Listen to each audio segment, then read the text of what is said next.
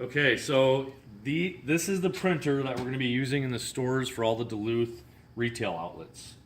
It's a LaserJet M452DN, full duplex network capability. If you look on the top here, we're going to send this machine out with a service sticker, and depending on how we do this purchasing of the new equipment, we'll have to just send these stickers out for probably the other ones to be put on at the time that they arrive.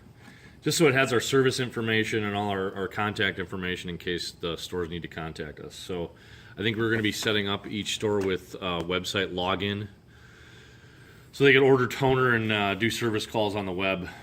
So that's coming down the road for you guys.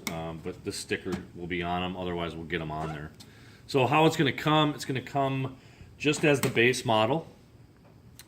The tray is going to come shipped separately, and then for these, all you have to do is plug and play them, meaning you just leave the power off and then set this on top and it'll auto recognize the tray. And basically it fits in on these pins here.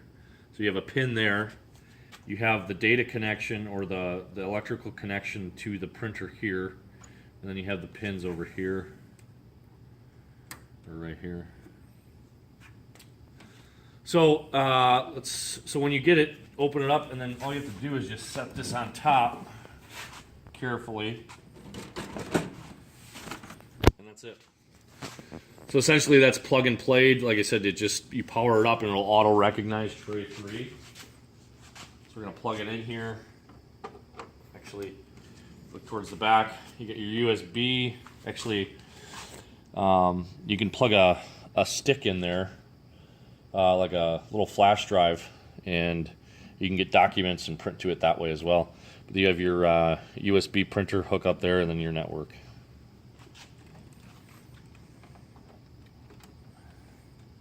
So also when you get it, we've already taken some stuff off of it. When you get the printer, you're probably going to have some orange tape that's holding certain things together. Just pull that apart. A lot of times they have them in the back here on this. Well, this will open up and there'll be tape kind of holding this in place, so just make sure you get all that stuff off of it when you get it. Power button. So these come with, it's called the introductory cartridge. So you're going to get a cartridge that's probably only a quarter to a half full. And you can open the cartridge door here on the side with this button. That opens your front cartridge door. So like everything these days, it's everything's made out of plastic, so just don't be too overly rough with these doors. This is your drop-down manual feed tray. You can feed about 50 pages through this at any given at one time. So if we're going to be doing the store signage with the cardstock, you can feed it in here. I think that's how we're going to have it set up, where this is set up for the cardstock. Tray 1 is going to be set up for cardstock. Tray 2 is going to be set up for plain letter. And then tray 3 is going to be set up for the collates. And I don't know if that's going to be on all stores right away, but that's kind of the overall plan that we talked about. Cardstock can print from any tray with no problems. The collates are going to be coming from this tray. That's why we added this optional tray. So this is going to look a little weird when you get it, because to put the collates in this, you have to adjust this here and pull it all the way out for legal, and just make sure that locks in. So like I said, this is going to look a little weird. When you go to close that, it's only going to go that far, and you're going to have that gap there. And that's because of the way this printer feeds. It doesn't feed from the paper taking it up this way out of the paper tray. It feeds from the back, and it has a little bit more elaborate paper path. So unfortunately this has to stick out a little bit with the collates in it, but just so you're aware of that, and let any new people that are maybe coming into the store, as far as employees, just let them know that that is the proper way to do it, and that's how it should look. We're just going to load the collates in.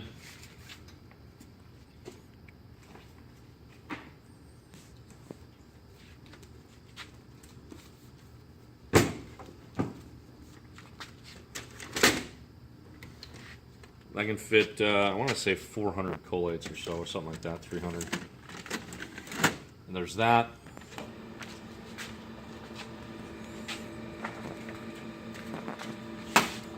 Plain paper can go in tray 1. And then I've already done all the tests. We've already done all the testing for the cardstock and all that stuff, so it feeds no problem. And then you would have tray 1 set up like that with your cardstock for the signage for the stores. And then on the back end for Duluth IT, they're going to need to set these trays up however they want them set up. And you can go, I don't know, on this one, you can print the menu structure out. If it's in ready state, you hit OK, and you scroll into your reports.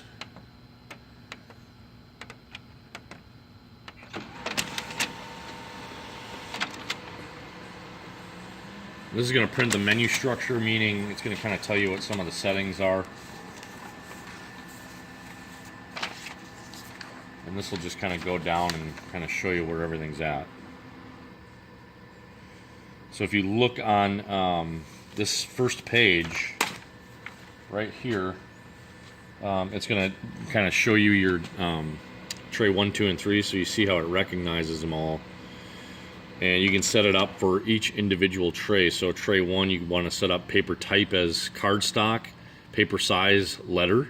Tray 2 would just be paper type, would be plain letter, with the paper size being letter, or paper type would be letter, paper size would be letter. And then tray 3, paper type, because tray 3 is going to be collate, so paper size is going to be legal, but the paper type, you're probably going to want to maybe do like a label setting, maybe, probably, because you have those pull-off labels on there. So I would set tray 3 paper type to labels. And that way it feeds at a little bit slower rate, but with the paper path and those labels on there, we shouldn't have any issues. It'll slow it down slightly, but it's not like you're going to be printing thousands of them through this. So that's where you can find all that. And then you're probably going to have to do it through the software. Is going to be the best way to set up your trays. But you can go into system setup and paper setup and do some stuff in there. You see where it says paper to set up in trays 1, 2, and 3.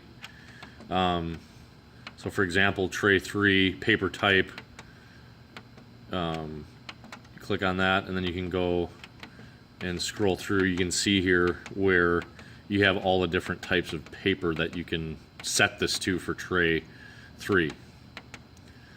And there's usually a label setting. There's the cardstock setting. So like when you're doing tray 1, you'd set that to cardstock for the type. Transparency letterhead. Should have labels coming soon.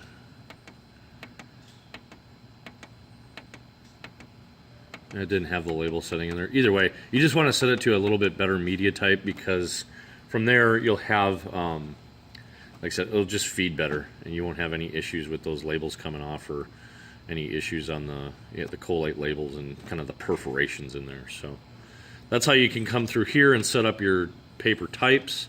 I'm not going to set it up. I'm just going to leave it blank. And then obviously you'll want, on your computer side, you'll want the same corresponding setups in those documents that you're going to be using. So that's essentially it. It's, I mean, for what we're using these for and the volume, I think this is going to be a good machine.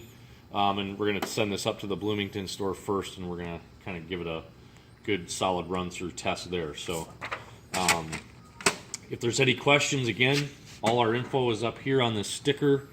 And if people are watching this video down the road after they've beta tested and got it all set up, we'll probably be sending these stickers out for you guys to get put on, and then getting you set up on our website too. So that should do it.